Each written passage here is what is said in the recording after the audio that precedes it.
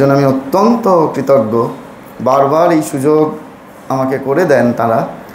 সমস্ত সদস্যদের আমার আন্তরিক শ্রদ্ধা, এবং আপনারা যারা দূর দূর থেকে এসেছেন, হ্যাঁ, রাহা বাবু, তুহিনা মা, প্রত্যেকে, তাদেরকে আমার আন্তরিক শ্রদ্ধা জানাচ্ছি। কারণ আপনাদের দেখলেই বড় আনন্দ হয় যে আপনারা তো সবাই ওই চ্যাটার্জি ফ্যামিলির মেম্বার। আমাদের যার সারনেম আলাদা হতে পারে, কিন্তু আমরা প্রত্যেকে সেই গদাধর চ্যাটার্জি তার আমরা মেম্বার, প্রত্যেকে। কিছুদিন আগে আমরা গুরু পূর্ণিমা পার করে এসেছি। সামনেই নিরঞ্জন মহারাজের তিথি পুজো আসছে, ঝুলন পূর্ণিমা। তা তখন বলছিলাম গুরু পূর্ণিমাতে পূজ্যপাদ স্বামী গহনানন্দজি মহারাজ, রামকৃষ্ণ মঠ ও রামকৃষ্ণ মিশনের চতুর্দশ সংঘাধ্যক্ষ মহারাজ, তিনি ভক্ত সম্মেলনে একটি কথা বলতেন যে আমাদের ভক্ত কীরকম হতে হবে। শুনতে চান আপনারা? শুনতে চান? বাহ, কীরকম ভক্ত হতে হবে।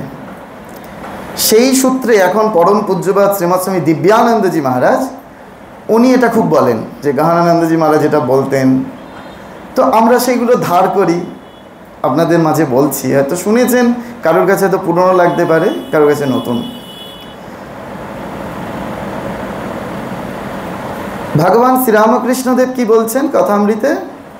এই যেখানে শ্রী শ্রী রামকৃষ্ণ কথামৃত রয়েছে অখণ্ড, সেখানে প্রতি ছত্রে কি বলছেন? মনুষ্য জীবনের উদ্দেশ্য কি? আমার সাথে একটু কমিউনিকেট করবেন। হ্যাঁ, মনুষ্য জীবনের উদ্দেশ্য ভগবান লাভ।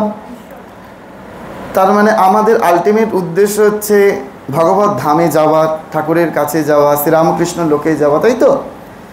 দেখবেন আমরা কেউ যখন শরীর যায় কোনো ভক্তদের, আমরা কি বলি যে অমুকজন শ্রীরামকৃষ্ণ লোকে চলে গেল, তাই না? বলি তো। দেখবেন কেউ শরীর যাওয়ার পরে কোনো একটা আশ্রমে পত্রিকা বেরোচ্ছে, সেই পত্রিকাতে অ্যাডভার্টাইজমেন্ট থাকে না, যে অমুক ব্যক্তি, অমুক জনৈক ভক্ত শ্রীরামকৃষ্ণ লোকে চলে গেল। দেখেছেন আপনারা? দেখেছেন? এটা এরকম দেওয়া হয়, সুবিনিয়ারে দেওয়া হয়, একটা পেজ দেওয়া হলো তার জন্য। আমি মজা করে বলি, অ্যাডভার্টাইজমেন্টের জোরে শ্রীরামকৃষ্ণ লোকে বাবা যাওয়া যাবে না। ক্লিয়ার? আমি একটা পেপারে অ্যাডভার্টাইজমেন্ট দিয়ে দিলাম যে অমুক ব্যক্তি শ্রীরামকৃষ্ণ লোকে গেছে, তার মানে শ্রীরামকৃষ্ণ লোকে যাওয়া যায় না বাবা। আমি সারা জীবন গীতা পাঠ করলাম না, আমার মৃত্যু হলো, একটা দশকর্মা ভাণ্ডার থেকে গীতা কিনে এনে ধাপাস করে আমার বুকের ওপর চাপিয়ে দিলাম, আর আমরা ভাবলাম যে আমরা বৈকুণ্ঠগামী হয়ে গেলাম। হয় কি? সম্ভব না। ঠিক সেরকম যে আমাদের ওই অ্যাডভার্টাইজমেন্টের জোরে শ্রীরামকৃষ্ণ লোকে যেতে পারবো না। আপনারা শুনতে চান কি করলে শ্রীরামকৃষ্ণ লোকে যেতে পারি আমরা? শুনতে চান? আমি বলছি না, পূজ্যপাদ স্বামী গহনানন্দজি মহারাজ বলছেন। একজন ভক্ত, তিনি সারাটা জীবন শ্রীরামকৃষ্ণময় হয়ে রইলেন। ঠিক আছে, আমাদের ওই জীবন যাপনটা করতে হবে, শ্রীরামকৃষ্ণময় হতে হবে। সেটা প্রমাণ কখন পাওয়া যাবে? তার মৃত্যুর 1 বছর আগে তিনি তার স্ত্রীকে ডাকলেন, তার বিরাট পরিবার, বিরাট সংসার, স্ত্রীকে ডাকলেন। স্ত্রীকে ডেকে বললেন, ও হে, তোমাকে আমার একটা কথা দিতে হবে, আমার একটা কথা রাখতে হবে, তুমি পারবে? তখন স্ত্রী তার স্বামীকে বলছে, কেন পারবো না? তোমার কোন কথাটা আমি রাখি না? সব কথাই তো রাখি, নিশ্চয়ই রাখবো। তখন বলছে, বলো না কি করতে হবে আমাকে। তখন সেই শ্রীরামকৃষ্ণ ভক্ত ব্যক্তিটি বলছেন, আমার যা শরীরের অবস্থা, আমি আর বেশি দিন বাঁচব না। আমি যখন মারা যাব, কথা দাও তুমি কাঁদবে না। কথা দাও তুমি কাঁদবে না, তুমি আমাকে শ্রীরামকৃষ্ণ নাম শোনাবে। স্ত্রী তখন বলছেন, আমি কি এত দূর পারবো, আমি কি এত দূর পারবো? তোমাকে পারতেই হবে। এইখানে 1 বছরের সংলাপ শেষ। যেদিন তার মৃত্যু হবে সেই দিন সকালবেলা ডাক্তারবাবু এসেছেন, এসে তাকে দেখেছেন, দেখে বলে গেছেন যে আর কয়েক ঘন্টা মাত্র উনি থাকবেন, তারপরে উনি এক্সপায়ার করবেন, শরীর আর ট্রিটমেন্টের কোনো কিছুতে হবে না, সারবে না। ওনার ছেলে পূজ্যপাদ মহারাজজিকে চিঠি লিখেছিলেন, সেই চিঠিটি মহারাজ খুব সযত্নে রেখেছিলেন। মহারাজ ওই ভক্ত সম্মেলনে পাঠ করে শোনাতেন। সেই দিন যেই মুহূর্তে ডাক্তারবাবু বলে গেলেন, তিনি তখন তার সমস্ত ফ্যামিলি মেম্বার, খুড়তুতো জাতুতো যত নাতি নাতনি রয়েছে সবাইকে তিনি তার ঘরে ডাকলেন। ঠিক আছে, তার বিরাট পরিবার, প্রায় 50 অধিক। আর তিনি ওই সারাটা জীবন শ্রীরামকৃষ্ণময় হয়েছিলেন। যেমন এই আপনারা পাঠচক্র করছেন, উনি এরকম তার বাড়ির সবাইকে নিয়ে ঠাকুরের গান শিখিয়েছিলেন, পাঠ শিখিয়েছিলেন, ইত্যাদি ইত্যাদি সবাইকে শিখিয়েছিলেন। সবাইকে ডাকলেন। যেমন দেখবেন আপনাদের এরকম এক্সপিরিয়েন্স আছে, বাড়ির কোনো আত্মীয় যখন মৃত্যুগামী হন তখন দেখবেন আত্মীয় স্বজনকে দেখবার বাসনাটা অনেক বেড়ে যায়। এই এক্সপিরিয়েন্স সকলেরই আছে কম বেশি। তখন কাছের মানুষগুলোকে দেখতে চান। উনি সেই অর্থে দেখতে চাননি, উনি সবাইকে ডাকলেন, সবাই ঘরে এলো। আসার পরে উনি বললেন, তোমরা এখন সবাই ঠাকুর মায়ের গান ধরো, তোমরা সকলে ঠাকুর মায়ের নাম করো। ওনাকে একটু হেলান দিয়ে বসানো হলো, বালিশ টালিশ দিয়ে। কয়েক ঘন্টা শ্রীরামকৃষ্ণ নাম চলল, কয়েক ঘন্টা শ্রীরামকৃষ্ণ নাম চলল। ছেলে লিখছে, সেই নাম শুনতে শুনতে বাবার যে কখন শেষ নিঃশ্বাস ত্যাগ হয়ে গেছিল আমরা কেউ বুঝতে পারিনি। পূজ্যপাদ মহারাজ এই চিঠিটা পড়বার পরে বলতেন, সেই ঘরে যারা উপস্থিত ছিল তাদের প্রত্যেকে তখন সেখানে প্রার্থনা করেছিল যে আমরাও যেন এইরূপভাবে শরীর ত্যাগ করতে পারি। সেই প্রার্থনা আপনাদেরও তো নিশ্চয়ই হওয়া উচিত নাকি? তাই তো মনে করেন আপনারা, না অন্য কিছু মনে করেন? হ্যাঁ, এটাই মনে হয় তো, যে ঠাকুরের নাম সজ্ঞানে করতে করতে, ঠাকুরের নাম সজ্ঞানে শুনতে শুনতে আমাদের যাতে শরীর যায়। আমরা ওই শ্রীরামকৃষ্ণদেব যেমন কথামৃতে বলেছেন, 5 ফোড়ন তেজপাতা, এই চিৎকার করে যেন আমাদের শরীর না যায়। আপনারা এগিয়ে আসুন সবাই। আপনারা বুঝতে পারলেন যে কি করলে শ্রীরামকৃষ্ণ লোকে যাওয়া যায়? অ্যাডভার্টাইজমেন্ট দিয়ে শ্রীরামকৃষ্ণ লোকে যাওয়া যাবে না। পূজ্যপাদ স্বামী দিব্যানন্দজি মহারাজ বলছেন, গীতার 8ম অধ্যায়ের 5 নম্বর শ্লোকে বলা হচ্ছে, অন্তকালে চমামে বা স্মরণ মুক্তা কলেবরম। অন্তকালে আমার যা চিন্তা করতে করতে, স্মরণ মুক্তা কলেবরম, আমি সেই কলেবর, সেই নতুন দেহ প্রাপ্ত হব। আপনারা সকলে ভরত রাজার উপাখ্যান জানেন তো, যে ভরত রাজা তপবনে গেল সাধন ভজন করবার জন্য। তারপরে হঠাৎ একজন প্রসবতী হরিণী, তাকে সিংহ তাড়া করল। সেই হরিণী তখন জাম্প করলো পুকুরের মধ্যে, আর সেখানেই তার সন্তান প্রসব হয়ে গেল। সেই হরিণী, মা হরিণী মারা গেল। সেই সদ্যজাত হরিণীকে, হরিণ সন্তান, হরিণ শাবকটিকে ভরত রাজা তার তপবনের আশ্রমে নিয়ে এলো। নিয়ে এসে তার পরিচর্যা করতে করতে করতে করতে তার সাধন কমতে শুরু করলো, ভগবানকে ডাকা করতে শুরু করলো। সে কি খাবে, সে কি করবে, সে কি করবে, সেই চিন্তা, হরিণ চিন্তা খালি করতে শুরু করলো। যখন মৃত্যু হচ্ছে ভরত রাজার, তখন হরিণ চিন্তা করে শরীর গেল। সেই হরিণ চিন্তা করে ভরত রাজার হরিণ জন্ম হলো। এরকম হরিণ না প্রত্যেকের আছে, জানেন তো? রাজা দশরথ হরিণ মারতে গিয়ে অভিসম্পাত হলো। সীতা দেবী 13 বছর কাটিয়ে দিল, তারপরে হরিণের পেছন দৌড়লো, তারপরে তাকে কিডন্যাপ করে নিয়ে চলে গেল। একটা করে হরিণ পাবেন, এই হরিণগুলো রয়েছে আমাদের কাছেও, সব একটা করে হরিণ রয়েছে। ফার্স্ট হরিণ আমাদের সেলফোন, সেকেন্ড হরিণ আমাদের প্রপার্টি, থার্ড হরিণ আমাদের ইগো, আমাদের অহংকার। আমরা অমুক শিক্ষিত, আমরা অমুক ডিগ্রি অর্জন করেছি, আমরা অমুক ভালো গান গাইতে পারি, আমরা অমুক ভালো পাঠ করতে পারি। একটা করে হরিণ আমাদের ভগবান দিয়ে রেখেছেন, ঠিক কি না? বুঝতে পারছেন আপনারা আমার কথাগুলো? তো সেই হরিণ চিন্তা করে যদি আমাদের শরীর যায়, তাহলে কিন্তু আমাদের আবার গালে হাত দিয়ে বসে হরিণ চিন্তা করতে হবে। এখন সেই হরিণ চিন্তা করে কি আমার শরীর যাবে? না, শ্রীরামকৃষ্ণ নাম করতে করতে, শ্রীরামকৃষ্ণ নাম শুনতে শুনতে সেই ভক্তের মতো আমার শরীর যাবে, সেটা আমাকে এই মুহূর্তে ডিসাইড করতে হবে। তাহলে এই যে আমাকে ভগবত ধামে ফিরে যেতে হবে, আমাকে শ্রীরামকৃষ্ণ লোকে যেতে হবে, তারপর পূজ্যপাদ মহারাজজি বলছেন সেই ভক্ত যে শ্রীরামকৃষ্ণ লোকে গেল, সেটা বুঝতে বা অনুভব করতে আর কারোর কোনো বাকি নেই। তাহলে গোটা জীবনটা শ্রীরামকৃষ্ণময় হতে হবে। আমি শ্রীরামকৃষ্ণ শ্রীরামকৃষ্ণ এখানে বসে করলাম, তারপরেই যখন ইলেকট্রিক বিল জমা দিতে গেলাম, তারপরেই যখন বাজার করতে গেলাম, তারপরেই যখন আমি ট্রেনে চললাম, তারপরেই যখন আমি বাইরে বেরিয়ে লোকের সঙ্গে ব্যবহার করতে শুরু করলাম, তখন আমি একেবারে দস্যু রত্নাকরের মতো ব্যবহার করলুম, ঋষি বাল্মীকি হলুম না। তাহলে কি আর শ্রীরামকৃষ্ণ লোকে যেতে পারবো?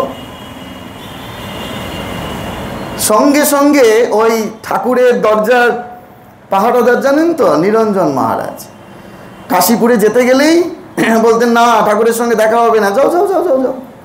করতেন কি না? আপনারা গ্রন্থ পড়েছেন তো সব। তার গেটের দাঁড়িয়ে রয়েছে ওখানে শ্রীরামকৃষ্ণ লোকে এখনো লাঠি নিয়ে। আপনি যদি গেট পাস না পান, তাহলে কিন্তু আপনি ঢুকতে পারবেন না। আপনাকে ছদ্মবেশ নটি বিনোদিনীর মতো ধরতে গেলেও সেই কোয়ালিটি অর্জন করতে হবে। আমরা এই যে ভগবত ধামে ফিরে যাব, শ্রীরামকৃষ্ণ লোকে ফিরে যাব, সেটা আমাদের মূল উদ্দেশ্য। কিন্তু আমরা কি ভাবি, না এই তো মহারাজ এখানেই বেশ আছি, পুনরপি জানানাম পুনরপি মারণাম জননী জঠরে শয়নী স্বপনাম। আমরা বারবার ক্রমাগত জন্ম মৃত্যুর চক্রে আবর্তিত হচ্ছি। এইবার আমরা ভুলে যাচ্ছি যে আমাকে শ্রীরামকৃষ্ণ লোকে যেতে হবে, যেন তেন প্রকারেণ।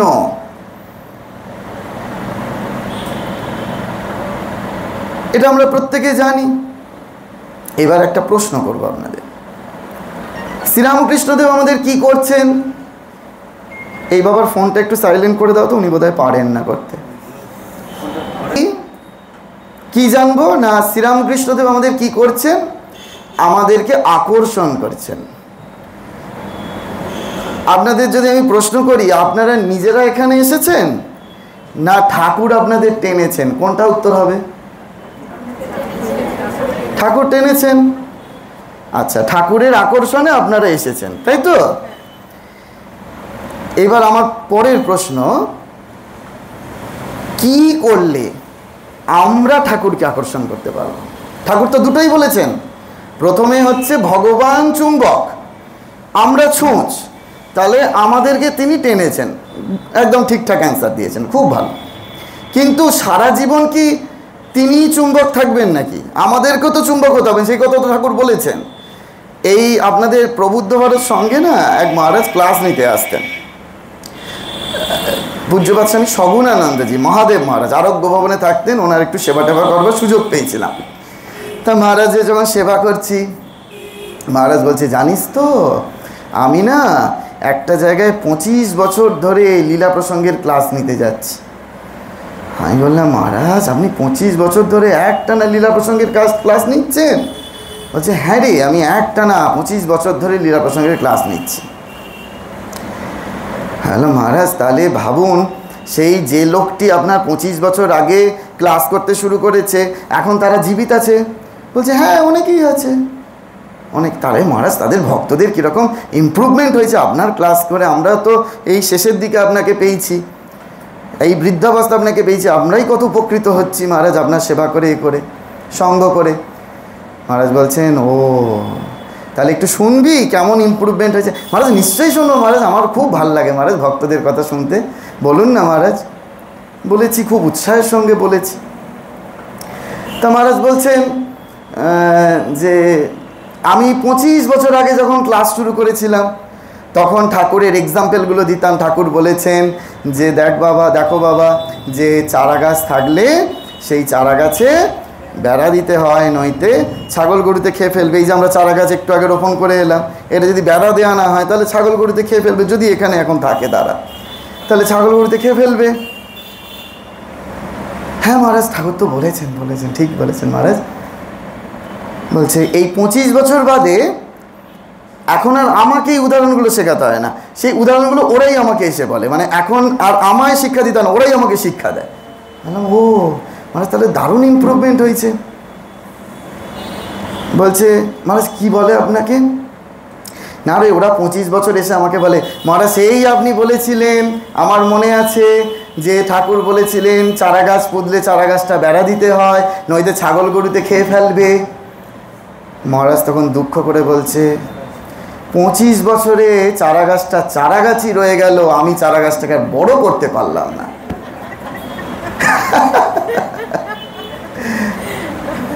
আমাদের ওই চারা গাছটা কি চারা গাছই থাকছে না চারা গাছটা একটু একটু করে বাড়ছে? ঠাকুর কথামৃতে কি বললেন তারপরে যে চারা গাছ যখন বড় হয় সেই তার গুড়িতে যদি হাতি বেঁধে দেওয়া হয় তাহলে সেই গাছের আর হাতি কিছু করতে পারে না। Mind it.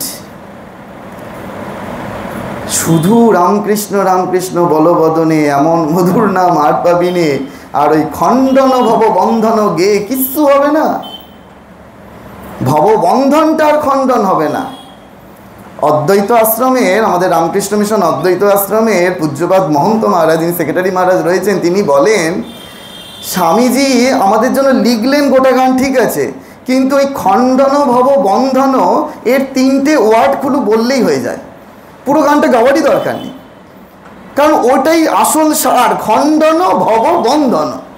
আরে আমার ভব বন্ধনটা খণ্ডন করো। শুধু মেশিনের মতো গান গেয়ে গেয়ে কিছু হয় না। ভব বন্ধনটা কি খণ্ডন হচ্ছে? আমাদের চারা গাছটা কি বাড়ছে? চারা গাছটা আস্তে আস্তে বড় হচ্ছে কি? গুরুদেব তো বীজ পুঁতে দিলেন, সেই বীজে তো বটবৃক্ষ হবে। সেই বটবৃক্ষটা কতটা হলো, একটা একটা করে গুরু পূর্ণিমা যাওয়া মানে কি জানেন না? একটা বছরে গাছটা কতটা বাড়লো সেটাকে নিজেকে অবজার্ভ করতে হবে, নিজেকে দেখতে হবে যে আমার গাছটা কতটা বাড়লো। ঠিক বলছি কি? আপনারা অন্য মহারাজদের এনে মিষ্টি মিষ্টি কথা শুনতে পারেন, আমার তো মুখে মিষ্টতা নেই, আমি এরকম তিতো তিতো কথা বলি বাবা, তো এই আমাকে ডাকলে এইরকমই শুনতে হবে। তো এখন উদ্দেশ্য হচ্ছে ভগবান আমাদেরকে আকর্ষণ করেছেন, ঠিক আছে? তাহলে আমার প্রশ্ন কি যে আমরা কি করলে ভগবানকে আকর্ষণ করব? কি করলে? কি করলে? সবসময় জব করছি তো আমরা। কথা বলতে পারেন তো সবাই? অ্যান্সার কি করলে? Something special. কি করলে ভগবান আমাদের প্রতি আকৃষ্ট হবেন? Excellent, wow. মানুষকে ভালোবাসতে হবে, জীবকে ভালোবাসতে হবে, সব ভালো, গুড অ্যান্সার। কিন্তু সামথিং স্পেশাল, কি করলে ভগবান আমার প্রতি আকৃষ্ট হবেন, আপনার প্রতি আকৃষ্ট হবেন? কি? হ্যাঁ, ত্যাগ করলে ভালো, ত্যাগ করলে স্থির লোকে রাখতে হবে, গুড, ভেরি গুড অ্যান্সার। কিন্তু এইগুলো হবে না। করছি, আমরা করছি, কিন্তু কি করলে ভগবান আমার প্রতি আকৃষ্ট হবে? গুণের চর্চা করলে। কি বললাম? গুণের চর্চা করলে। গুণ, গীতার ষোড়শ অধ্যায়ে দৈব সুর সম্পদ বিভাগ যোগ, সেখানে 26টি দেব গুণের কথা বলা আছে, 6টি আসরিক গুণের কথা বলা আছে। খুব মন দিয়ে শুনুন। যদি আমরা দেবগুণের ওপর কাজ করতে পারি, দেবগুণের চর্চা করতে পারি, তাহলে ভগবান আমাদের প্রতি আকৃষ্ট হবে। কীরকমভাবে? এক্সাম্পল দিলে বুঝতে পারবেন, নয়তো মনে হতে পারে মহারাজ আবার কি আবল তাবল বুকে যাচ্ছে রে বাবা। আমি কিছুদিন গুপ্তিপাড়ায় ছিলাম, গুপ্তিপাড়ায় গ্রামে কাজ করেছি। তো তখন এই দুপুরবেলা না আমি একটু চাষিদের কাছে যেতাম, ক্ষেত যেগুলো চাষ হয়, তা ওই চাষির যে দ্রব্য মানে যেটা তৈরি করলো, চাষ করলো, সেটা যেটা মার্কেটে সেল করতে হবে না, সেটা ওরা খালি মানে তাড়াহুড়ো করে তুলে নিল, তুলে নিয়ে ওটা বস্তা করলো, নিয়ে মার্কেটে পাঠিয়ে দিল। আর এক একদিন দেখতাম মানে খুব চুজি আর কি, মানে সিলেক্ট করছে, দেখছে ভালো করে, একটা ফুলকপি তুলছে, ফুলকপিটা খুব ভালো করে দেখছে, দেখে তারপরে তুলছে। আমি বললাম, প্রশ্ন করলাম যে আচ্ছা তোমরা এই রকম, আজকে তো অন্যদিন তো এরকম দেখি না, অন্যদিন তো তাড়াহুড়ো করে তোলো, বস্তা করো, মার্কেটে সেল করতে পাঠিয়ে দাও, আজকে এরকম করছো কেন? তখন তারা বলছে, মহারাজজি আজকে তো এটা আমরা রান্না করব, আজকে এটা আমার কিচেনে নিয়ে যাব। তাহলে আমার কিচেনে নিয়ে গেলে কি করতে হবে? ভালো করে দেখতে হবে যে ওটা ঠিকঠাক কপি কিনা। মার্কেটে সেল করতে গেলে আমরা যা তা পাঠিয়ে দেবো, কিন্তু নিজের কিচেনে যখন নিয়ে যাব না, তখন ওটা একটু বেশি কেয়ারফুলি থাকতে হবে, আমাদের দেখতে হবে। জেলেরা যখন মাছ ধরে, যেটা মার্কেটে সেল করা সেটা যে কোনো মাছ পাঠিয়ে দেয়, কিন্তু নিজের কিচেনে যখন নিয়ে যাবে না, তখন জালের মধ্যে থেকে বেস্ট কোয়ালিটি, এই আমাদেরও না কোয়ালিটি তৈরি করতে হবে। যদি আমরা কোয়ালিটি না হই, তাহলে তার কিচেনে তিনি আমাদেরকে সিলেক্ট করবেন না। ক্লিয়ার? বুঝতে পারছেন কি আপনারা? ভগবানের কিচেনে যদি আমাদেরকে প্রবেশ করতে হয়, তাহলে আমাদের গুণের চর্চা করতে হবে, আমাদের কোয়ালিটি হতে হবে। যদি আমরা কোয়ালিটি না থাকে আমার, তাহলে হবে না। বেলুড় মঠে যদি আপনারা সকালবেলা যান, খুব ভোরে যান, দেখবেন গাছে ভর্তি ভর্তি ফুল রয়েছে, কিন্তু ওখানে নির্দিষ্ট মহারাজজিরা রয়েছেন, একেবারে বেস্ট কোয়ালিটির ফুলগুলো না সাজিতে তোলা হয়। কেন? ওইগুলো ভগবানের মন্দিরে যাবে। যেগুলো পোকায় খাওয়া, যেগুলোর একটু মানে ঠিকঠাক প্রস্ফুটিত নয়, সেই কোয়ালিটিগুলো না ওরা রিজেক্ট করে দিল। হ্যাঁ জানেন, এগুলো সকালবেলা যেতে হবে বেলুড় মঠে, গিয়ে দেখতে হবে। তাহলে বেস্ট কোয়ালিটির মানুষ হলে আপনি, ভগবান আপনাকে বৈকুণ্ঠে নিয়ে যাবেন, গোলকধামে নিয়ে যাবেন, রামকৃষ্ণ লোকে নিয়ে যাবেন। কিন্তু আপনার মধ্যে প্রচুর জপ করছেন, ধ্যান করছেন। এই পূজ্যপাদ স্বামী পূর্ণাত্মানন্দজি মহারাজ গত বছর এখানে এসে একটা কথা বললেন, আমাদের রামকৃষ্ণ মঠ মিশনে যত দীক্ষিতের সংখ্যা বাড়ছে, তত সমাজের দিকে তাকালে হিংসা, লোভ, বদমাইশি এগুলো বেড়ে যাচ্ছে। তো কি হচ্ছে দীক্ষা নিয়ে? মহারাজ বলছেন, আমি বলছি না, ভিডিও তো ইউটিউবে প্রকাশিত, ইউটিউবে দেখে নেবেন আপনারা। যত দীক্ষার সংখ্যা বাড়ছে, রামকৃষ্ণ মানুষের দীক্ষা নিতে গেলে এখন চান্স পাওয়া যাচ্ছে না। তাহলে কোথায় এই দীক্ষিত ভক্তগুলোর মধ্যে চেঞ্জেস কোথায়? আমরা পয়সা কামিয়েছি, আমরা ব্যাংকে টাকা রেখেছি, আমরা তো ক্রেডিট কার্ড পাবো, ডেবিট কার্ড পাবো, এটিএম কার্ড পাবো, এর সাথে তো আমার ম্যানেজারের সাথে কোনো ভালোবাসার সম্পর্ক না রাখলেও চলবে। পয়সা কামিয়েছি, আমরা পাবো, আমরা পুণ্য কামাচ্ছি, আমরা জব করছি, আমরা সেবা করছি, আমরা ভক্তের সেবা করছি, তো আমরা অলরেডি সেগুলো ভগবান আমাদেরকে গিফট দেবেন, এটিএম কার্ড দেবেন, ডেবিট কার্ড দেবেন, কিন্তু গেট পাস দেবেন না যদি কোয়ালিটি না তৈরি হয়। কথাগুলো কঠিন, কিন্তু এইগুলো এখন শুনতে হবে। এই যে পারিপার্শ্বিক অবস্থা না, আমাদেরকে এই জন্মেই ভগবান লাভ করতে হবে, এই জন্মেই ঈশ্বর লাভ করতে হবে। কি করে ভগবান আমার প্রতি আকৃষ্ট হবেন? এই কোয়ালিটি। আপনারা মনে করুন রাস্তায় বেরিয়েছেন, বন্ধ হয়েছে সেদিন, তো সব রেস্টুরেন্ট বন্ধ, হোটেল বন্ধ, তো আপনি খিদা পেয়েছে, তো তখন আপনি রাস্তায় যেতে যেতে পরিচিত লোকের বাড়ি যাবেন না অপরিচিত লোকের বাড়ি যাবেন? কার বাড়ি? পরিচিত লোকের বাড়ি। আমরা একবার এরকম ইয়াসে রিলিফ করে ফিরছি, রিলিফ সেন্টারে কিছু খাবার টাবার পাইনি, খুব খিদা লেগেছে। তো দমদমে আমাদের এক মা থাকেন, সঙ্গে সঙ্গে ফোন করলাম যে আমরা এরকম 7-8 জন আছি, আপনি কি খাওয়াতে পারবেন? বলছেন নিশ্চয়ই পারবো মহারাজজি, আসুন। আমরা জানিয়েছি দুপুরবেলা 1:30 নাগাদ, তার আমরা পৌঁছেছি 4:30-5টায়। এত খিদে পেয়েছে তখন তিনি, তার হাজবেন্ড, তার মেয়ে সবাই মিলে ডাল সবজি রান্না করে আমাদেরকে 7-8 জনকে খাইয়ে দিল। তাহলে চেনা ব্যক্তির কাছে বলতে অনেক সুবিধা কিনা? তাহলে আমাদের যখন ওই ভিসাটা শেষ হয়ে যাবে, আমাদের প্রত্যেককে তো ভগবান একটা ভিসা দিয়েছে, মন চলো নিজ নিকেতনে, সংসার বিদেশে, বিদেশির বেশে ভ্রম কেন অকারণে। তা আমরা তো বিদেশি, আমরা ট্যুরিস্ট আছি। তাহলে এখন আমাদেরকে ভিসাটা যেই মুহূর্তে তার টাইম ডিউরেশন শেষ হয়ে যাবে, তখন তো আমাদের স্বদেশে ফিরে যেতে হবে, স্বধামে চলে যেতে হবে। তাহলে যখন আমাকে আমার গন্তব্যে পৌঁছে যেতে হবে, তখন আমার সাথে যদি তার পরিচয় থাকে, তাহলে তো তখন আমরা তাকে বলতে পারবো যে আমি এটা খাবো এটা খাবো। অচেনা ব্যক্তিকে বলতে পারবো কি? তাহলে শ্রীরামকৃষ্ণ লোকে যাওয়ার আগে ঠাকুরের সঙ্গে আমাদের পরিচয়টা ঠিকভাবে হতে হবে কি না? সেই পরিচয়টা হচ্ছে তো? এইটা বারবার করে আমাদেরকে ভাবাতে হবে। নিজেরা রাত্রিরে শোবার সময় আজকে এগুলো ভাববেন, মহারাজজি বলে গেছেন যে আমরা ঠাকুরের সাথে আলাপটা ঠিকভাবে হচ্ছে তো? কারণ ঠাকুর নিজে বলেছেন, নিজেকে বাদ দিয়ে, যে বাগানে গিয়ে বাবা আগে জোশো করে বাগানের মালিকের সঙ্গে আলাপ করো, তাহলে মালিক বলে দেবে তার বাগানে কত প্রপার্টি আছে। তাহলে ঠাকুরের সঙ্গে আমার আলাপটা হচ্ছে তো?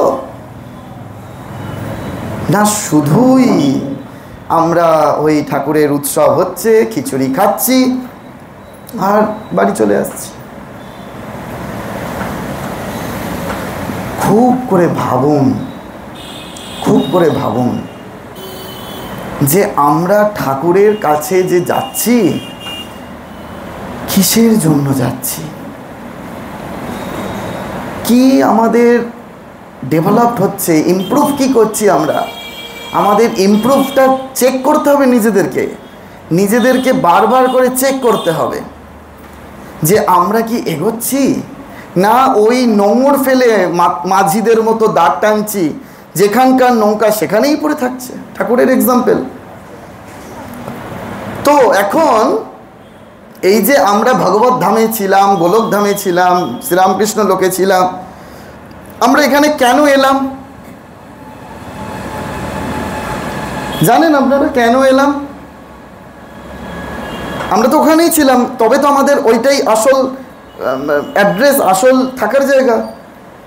তাহলে আমরা এখানে এলাম, ভগবান তো ঠেলে ফেলে দেয়নি, এই তুমি জব করতে করতে ঘুমোচ্ছ, যাও তোমার এখন থাকতে হবে না।